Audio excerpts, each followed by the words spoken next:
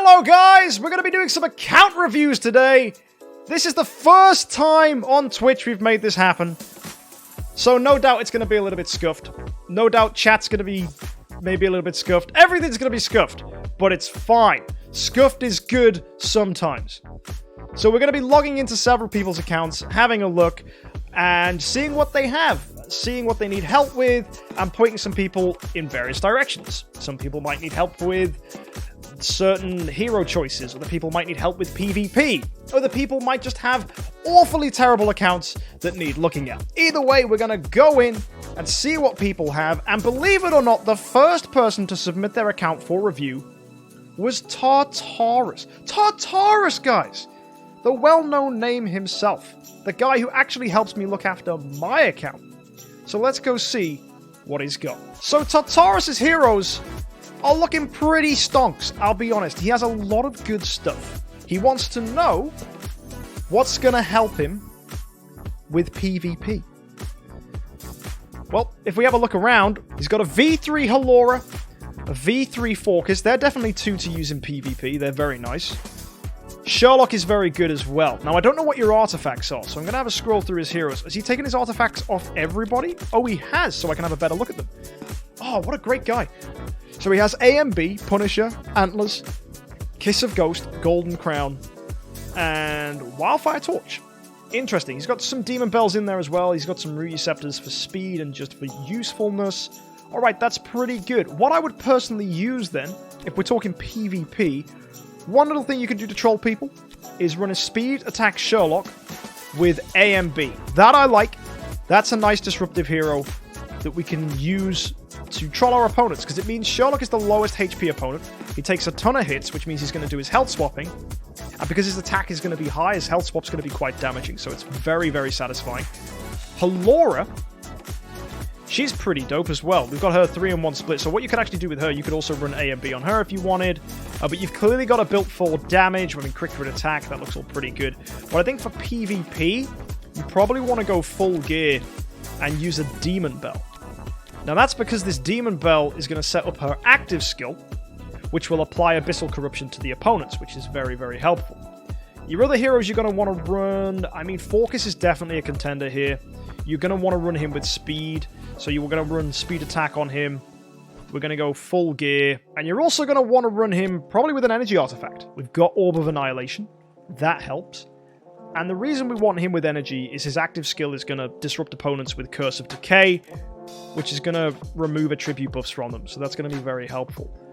Now, one thing I want to do is look at your local meta. See how other people you're facing are performing. Well, you're rank 511, so you're not really pushing much in PvP. People have Fiona and Transcendence heroes. Yeah, that's going to be the big thing for you to deal with. I think for this account, if you really do want to start considering PvP as an option, you're going to need Fiona. Because Fiona is just ridiculously powerful in PvP, and every single top team here, you can see, is just everyone's running Fiona. Apart from this guy up here, he's running Focus, Rogan, Tix. That's a little bit more of a quirky team. Which actually, you can see how quickly things are dropping off. Like, this team, this shouldn't be this high. I'm just looking at this local meta. This team should actually be lower. I imagine some people are just leaving him alone, though. And yeah, every team here, every team has Fiona. Although this team doesn't. They have a Sword Flash. Okay, pretty cool. These people are clearly pushing in PvP to get near the top. Double Eloise. Okay, that's interesting. I mean, there are some teams here you can contend with. It's definitely doable. And you have the imprints as well. If you really wanted to push in PvP, I think you could do good. E3 Amun-Ra. Definitely a good hero. Her curse gets really good at E3. She puts 3 curses on enemies, which is really good. So you'll definitely want to run Amun-Ra on your PvP team. And just out of curiosity, Tartarus, how many more of the Crystals of Transcendence do you have? How close are we to getting another hero?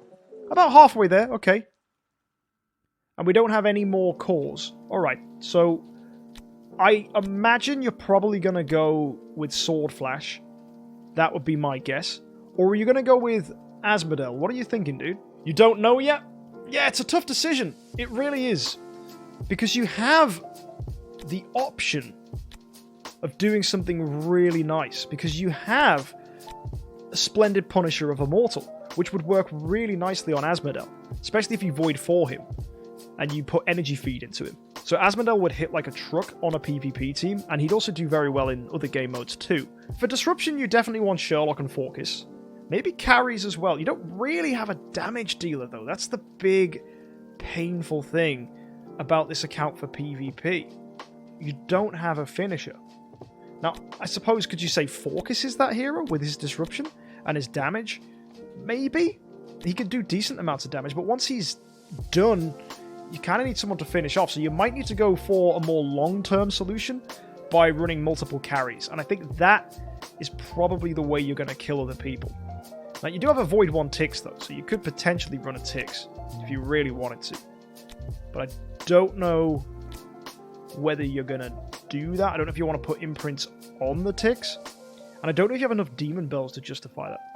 So if you go 2 carries and a Sherlock, that I like, with Forcus, Amun-Ra, Queen, that's probably the way I'd do it. So if we were going to use that team, I'd set it up Energy on Scarlet Queen, absolutely great, Speed Attack, all the gear, and Speed. Absolutely Speed. Next, you're going to want to run Forcus. As we've already done, we gave him Orb of Annihilation earlier. He's going to want Speed Attack as well, and we're going to want Speed for him, so he goes nice and quick. Then your next hero is going to be the carry, so we run our E2 carry. She's Speed Attack, which is great. And we're going to give this one Ruyi Scepter, so she's nice and quick. And this one, do you have another Speed Artifact? That's an option. Oh no, there you do. Wingod Messenger. I didn't see it. Yep. So yeah, no, I'd give this one Wingod.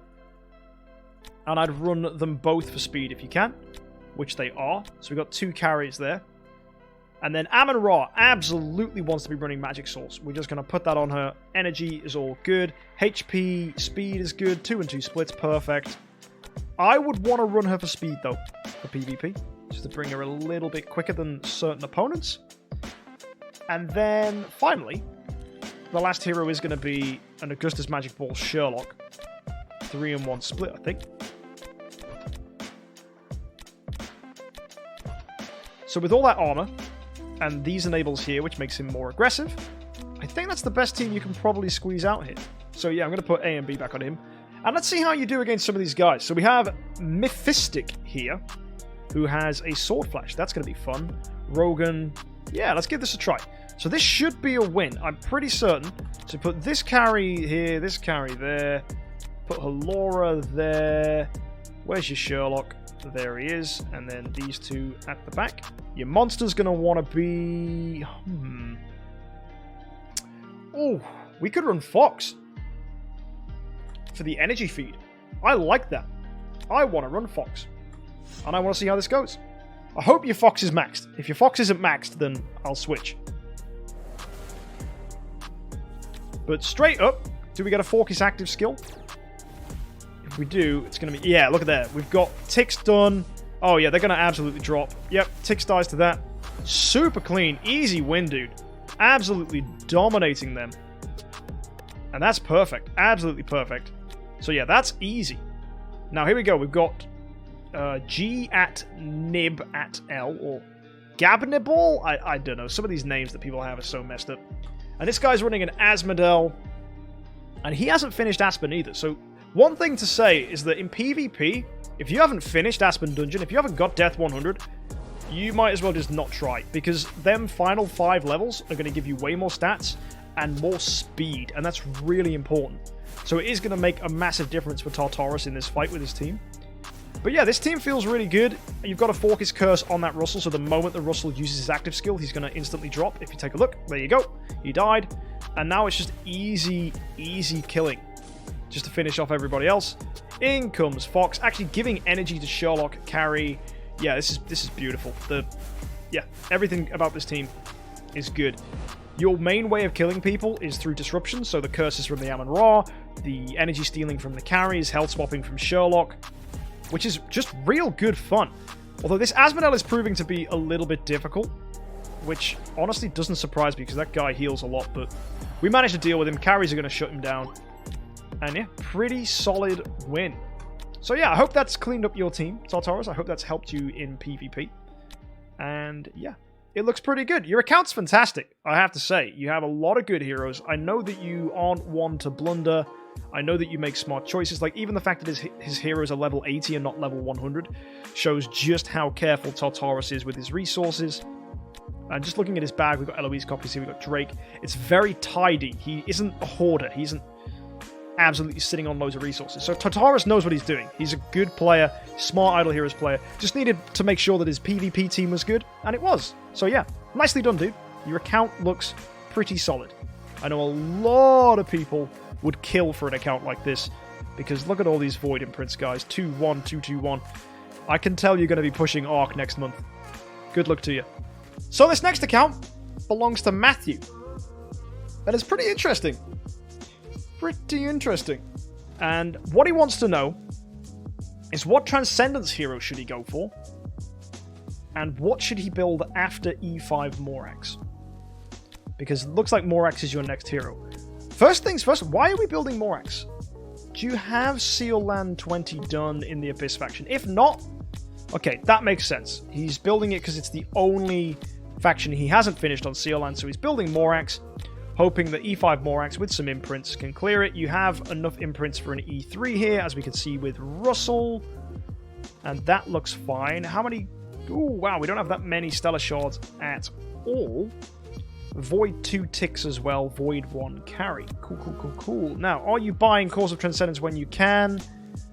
No, it doesn't seem so, because you don't have many gems. You're VIP 9 with no gems? And you're not getting cores every day? That's the most important thing you should be buying, is cores every day. I don't know what happened to your gems. I assume you spent them all on the Greydor's Blessing. That would be my guess. Remember, though, Greydor's Blessing lasts 2 weeks. So the fact that you've put yourself in a complete lack of gems right now is really bad for your Cause of Transcendence progress. So that's a little bit of advice for you guys at home. Always try and keep a surplus of gems so that you can buy Cause of Transcendence. And if you're an early free-to-play player, hoard gems before you get your first E5. Because by the time you get that first E5, if you're going in with like 20,000, 30,000 gems, and you've seen how easy it is for me to accumulate gems on my free-to-play account. Like, I have thousands and thousands of them. Because it means once you get that first E5, you can then start buying Cause of Transcendence right away, which will massively help your progress, because you can then throw them in the Void, you can whack them into the Compass of Transcended, then you get the chance of getting a ton of Stellar Shards, and with those Stellar Shards, you can imprint your heroes, and imprinted heroes will push for more progress, yada yada yada, so you make a lot of progress. So my advice to you, Matthew, is to A, start buying cores every day, and B, look after your gems. Like, I don't know what you're spending them on. So I assume you did just blow a ton on Greydor's Blessing. Like, let's have a look. Did you? No. You didn't. You didn't spend anything on Greydor's Blessing. Your Forge limits are all at 3. What the? Dude, how? How are you that broke on gems? So I think, before we even look at anything else, Matthew, get gems, dude. Absolutely get gems.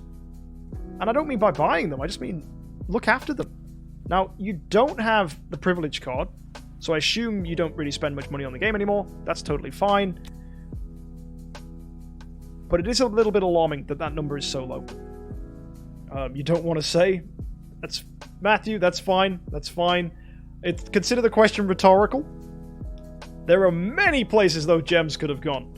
You could have spent them all on heroic summons. That would be embarrassing. You could have spent them all on overpriced things in Aspen Dungeon from the merchant people. You know, you could have been buying a ton of these, for example, 175. You could have been buying crazy things in Celestial Island when this comes a sailing and you get the little merchant. And what the? Dude! Why are you letting your ship be broken? Repair the ship! Dude! We're making no progress here. Oh my word. Matthew! How? I didn't even know you could... That ship's basically dead! Oh, we're finding some real hidden gems today. Oh my word, Matthew. But the thing is, his gems are so low. It's like 500 gems to repair the ship. He can't even afford to repair the ship. Oh my word. How have you let your account become like this? This is the image of your account. Oh my word. Whew. He really has no gems. Oh, man, we need a GoFundMe for Matthew. Get this man some gems. Oh, boy. Oh, yikes. Yeah, so, Cause of Transcendence, dude. That's... I don't even know anymore, then. You just need gems. That's the answer to all your problems. I've never seen that before. But let's look at his heroes. The question is, who does he transcend? Well, we have an Asmodel here, which is awkward because it's an Asmodel, and I don't want to recommend Asmodel as your first Void hero. So we just have an E5 Asmodel that's going to be an Asmodel until maybe your second Transcendence hero. I want to say Queen. For 100% of accounts, I say Queen. And you have Ithaca already, so she's going to be doing the Void arc, especially if you imprint her. So you don't need Sword Flash. So yeah, Queen is my answer to that question of who you should get as your first Transcendence hero. But you're way off. You're ways off. You've only got 3,400 out of 5,000, so you're way off. You can be fine. Also, you can replace them if you want, so you can swap them over if you really change your mind. But my recommendation would be to go with Queen. I think Queen is an excellent first Transcendence hero and just covers so many bases and is one of the best support heroes in the game. So just go in here, Evolution Cube, get yourself a Scarlet Queen Halora. She is fantastic. Now for other pointers in the right direction, Aspen? Dude, I think this guy needs replacing. Get a new Dark hero in here. I don't know who it's going to be, but be in mind to get rid of Aspen. We don't really need him. And Tussalago, man. Yeah, there's a lot of things in this account which I feel like you jumped the gun on a lot of things. He built Asmodel, probably built this Asmodel before Transcendence Asmodel came out. I imagine he knew it and was like, yeah, I'm going to get Asmodel. And then I imagine you built Tussalago before the reviews of her came out either, and we managed to test her. So I think as a recommendation for a lot of you guys, don't build new heroes until... yeah, until you know how good they're going to be. Because right now, that Asmodel and Tussalago aren't really doing much for your account. Ada's nice. One thing I will say, you have Transcendence Tix here. Well, I say Transcendence. He's Void too. An imprinted Tix. With a Radiant Punisher of Immortal. Dude! Aspen Dungeon, man! Tix should be absolutely destroying this. You should be dominating Aspen Dungeon. You still have Demon Pote? But you only got to Death 59? Okay, Uncle June needs to take a look at your account, Matthew. I'm going to need to give you a referral to my Aspen Dungeon doctoring friend. This Tix, he should be able to clear Aspen Dungeon. So, that's one thing you can do. Especially with the Resonance Armor, the Radiant Artifact here. Yeah, you should be fine. So, that's the next thing I want to encourage you to do, is just get that Aspen Dungeon done. That's what Tix can do. So, between now and whenever I next see this account, I would encourage you, send Tix into Aspen Dungeon, sort out this, right? This is just a summary of your gems. Sort out the gem problem. Because if I have to see another burning ship, whew, that's something. We're now with a free-to-play player. Orangutan is level 107, so he's fairly new. And let's take a look at his heroes. Okay. We have an E2 Penny. So clearly Penny is going to be your first E5 hero. How many copies of Penny do we have? We need 2 more to make her E5. We don't have 2 more. What about the guild? Let's take a look at the guild. Have you bought Penny from the guild store? No, you haven't. Okie dokie. That's going to be a big, important thing. Grab Penny from the guild store if you can. My guess would be that you've already bought Penny from the guild store and then you restocked. but I don't know if that's the case. But if you can, that's a great place to pick up penny copies. Another thing... yeah, exactly. Yeah, he just said in chat he bought it but refreshed. See, look at me, Detective MK. Mega poggers. You don't have any chests, so you don't have any other copies of penny. That's fine. So you just need 2 more copies of penny. They'll come in time. Now, the main thing you need to do whilst you're waiting is to get to E3, E4, and E5. You need 10-star heroes. And the one thing that scares me is the current state of the Forest faction. You have an 8-star Heartwatcher and a 7-star Garuda. Now, that's awkward, because there's no way you are getting that Garuda to 10-star. There's no way you're going to get 3 more copies of Garuda, unless you get really lucky. As for the Heartwatcher, similar thing. She's trapped at 8-star. Now, what I always encourage people to do is do not build heroes that you're probably going to be using for a long time, unless they're your first E5. So what you should have done was not built Garuda and not built Heartwatcher, and just focused on other heroes that you want to feed into penny. So what I would encourage you to do is get this Horus up, if you can, get him to 10-star, feed him to penny. Get this Lutz to 10-star, feed him to penny. Now that's a bit awkward because they're both in the Shadow faction. Now you do have a 6-star dummy here in Shadow, so it makes it a little less difficult, but it is still awkward because you still need 3 in total 6-star heroes in the Shadow faction. 2 for Lutz, 1 for Horus. You need the other copies of Horus, so you still need 2 more copies of Horus, and you're going to need 3 copies of Lutz to get Lutz to 10-star. You have 2 here though, so that's nice. Lutz is a little closer, so it is going to be awkward. One thing you might have to do is feed the Horus to Lutz to make Lutz 10-star, and that sounds scary, but that may have to be an option as well.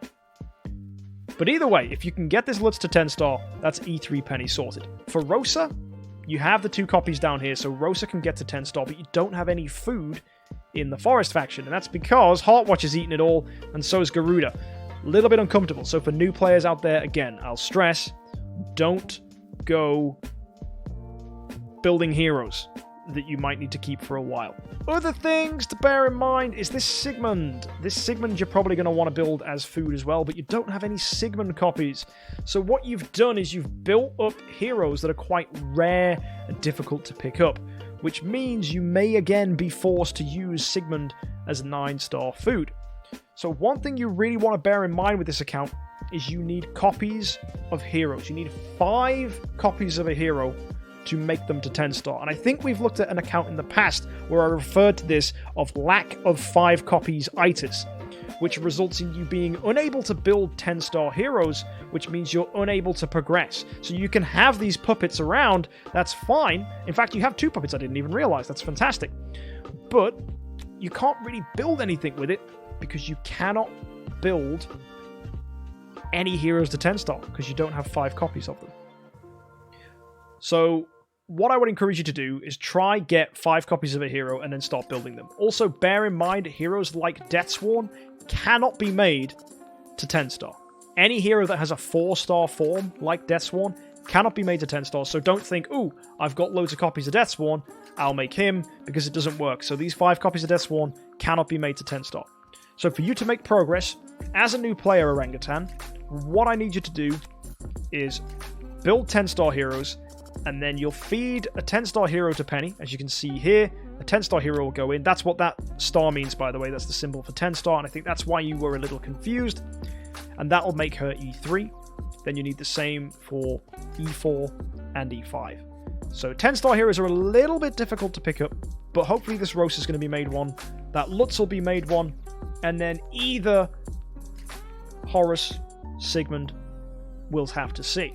Now, one easy way to build 10 stars is if you're lucky, when you're on the Celestial Island journey, you will unlock the Dagon's Abyss. Now, I don't think you've unlocked it here. I think this is giving, yep, a forest puppet. But whenever possible, if Dagon's Abyss pops up in the Celestial Island, that's definitely somewhere to visit, because that will give you a 9-star hero, and a 9-star hero is one of the pieces of the puzzle needed to build a 10-star. So again, if we go look at this Rosa, Rosa's going to need 2 Rosa copies, which you have. You're going to need a 6-star forest puppet or 6-star forest hero. We can build that pretty easily. And you're going to need a 9-star hero. And a 9-star puppet can be used in place of this, which is definitely going to help you out. So again, build some 10-star heroes, throw them into that penny, get it to E5. Now, with all discussions of how to build heroes, how to make progress made, let's take a look at his account. We have Echo of Death. Good artifact to have on Penny. It's a crit artifact. That's fine. Oh! That's not fine, though. That's pretty unfortunate. HP effect of being healed is not useful on Penny.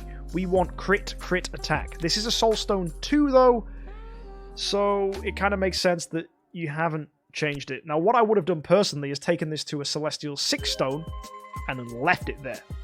But we are where we are now, and it may be worth at some point upgrading this, getting the 57,000 dust needed, and pushing that higher, getting a crit attack stone on Penny, because either way, a Penny with crit attack is going to be fantastic. Echo of Death is not the most optimal artifact you could have, but it's certainly useful. It gives attack and crit. It's a good artifact for Penny. Now, what other artifacts have you got? Not much. Okay, that's fine. As a free-to-play player, that's normal. You will eventually have opportunities to pick up Antler's Cane and probably candy bars and things like that when they're available in events. And they're definitely events you'll want to go for. Antler's Cane will definitely be good on Penny. A crit attack Penny with Antler's Cane is kind of what you want to be running in Aspen Dungeon, because a lot of your other crit will come from Aspen Dungeon potions. So that will make Aspen Dungeon easier for you. Is there a way we can see where you're up to in Aspen Dungeon? I don't know if you're going to be on the leaderboards here. Yeah, you probably won't be. A lot of these people are in death. It would be unlikely that you've reached death with an E2 Penny. Yeah, it's not going to happen. But yeah, no, she should be okay. She should be fine. What else have we got? Well, we've got a Tix copy, Eloise, Charlotte. We've got Drake. Drake's good. He's going to help you in PvE. So is the Heart Watcher, so you should be fine there. A healer would be nice, but there's no hurry. In fact, I don't think you have that option right now. Yeah. So I don't know how Broken Spaces is for you. It's probably not fantastic. But no, it's understandable that as a new player, you are kind of in this situation. But yeah, let's take a look at your bag. Let's see what hero copies we have. Okay, yeah, no one. No one at all. Now, I imagine that's because you've just popped them for Heroic Miracle. That's my guess. So let's take a look at your Heroic Miracle. Did you complete it? Yes, you did. All right. Now, one thing that saddens me is you didn't keep the Drake in shard form. If you'd have kept the Drake in here, you'd have been able to use him as a dark hero for next Heroic Miracle. However, you got a little bit ahead of yourself. You summoned the Drake, and you got him to level 100. I understand why you do that. He's a great PvE hero. But it may damage your progress in the future, so just be aware of that. It's not the most optimal decision in the world. That said, you could maybe get 4-star Light and Darks, and that'll be okay. And the guild does have its own way of getting you Light and Dark heroes, as you can see here. So when in doubt, there are solutions to the problem, and again, Prophet Orbs offers Light and Dark heroes, so as long as you have 80 Prophet Orbs, you'll be okay. In fact, you have 0, so what have you done for Prophet Orbs this event? You've done 34. Oh, okay, I really hope you get to 50 by the end of the week, because you're going to need those Light and Dark heroes to help you in Heroic Miracle. They're definitely going to be handy for you to have. So at the very least, please try and push that to 50. I don't know if you can. I don't know if there's enough days left in the event. It is now Wednesday today, so you have tomorrow, which is Thursday, and that's it. So yeah, I don't think you're going to get 16 Prophet Orbs. I would have saved them, if I'm honest. I don't like, as a free-to-play player, using Prophet Orbs unless you can guarantee getting the Light and Dark heroes, because they do help you in Heroic Miracle, which is something that early free-to-play players will struggle with. Heroic Miracle is difficult. Getting Light and Dark heroes is problematic unless you're given copies of them, and it doesn't help that you're summoning them from your bag. And the only solution to the problem is what we did in our free-to-play account this week, which was to buy them from the guild. So hopefully it doesn't sting you too much. Hopefully it works out for you in the future. Pick up this penny copy as and when you need it, not immediately. Now that's the other important thing I want to say before we go on this account, is that pennies are worth just having around, but only ever summon them from chests or from the guild when you have the materials to make progress. So to make Penny E3, you don't need a copy of Penny, you just need a 10-star hero. So we'll 10-star this Rosa, pop him in. With Lutz, we'll 10-star Lutz, and then when you have that 10-star Lutz, that's when you need one more Penny copy. So, if between now and you 10-starring that Lutz, you get a copy of Penny, you're sorted, you're great. Penny's going to be happy, you're going to E4 her, that's fine. However, if you pull a Penny out of the guild or out of the bag or something like that, or out of a chest, thinking you're going to need her for an E4, and between getting the Lutz and E4ing the Penny, you get another Penny copy, that chest is then wasted because it could have been anybody else. And it's the same for E5 as well. So my encouragement to you guys, to everybody out there, is don't open chests and don't grab copies of heroes that are available at all times, like Penny in the guild store, until you absolutely need them. Now, you haven't made that mistake yet, but I'm telling you because I really don't want you to. So if we can look past this Garuda and this Heart Watcher, this account should be okay. You're currently making steady progress. You're not going as fast as you could, but you're new, so it's understandable. And I think with the right choices and the right decisions, this account is going to be perfectly fine. E5 Penny is a great first E5. And yeah, just try and keep that gem number nice and high. Don't go spending your gems too much. And please, don't pick up Resonance Armor. You don't need it on Penny. It's not going to help her. At the very least, Class Armor may be at E5 to give her some real good performance, but you're not going to need Resonant Armor anytime soon. So don't make the mistake of spending all your gold and all your gems on that. And you should make some good progress in the future.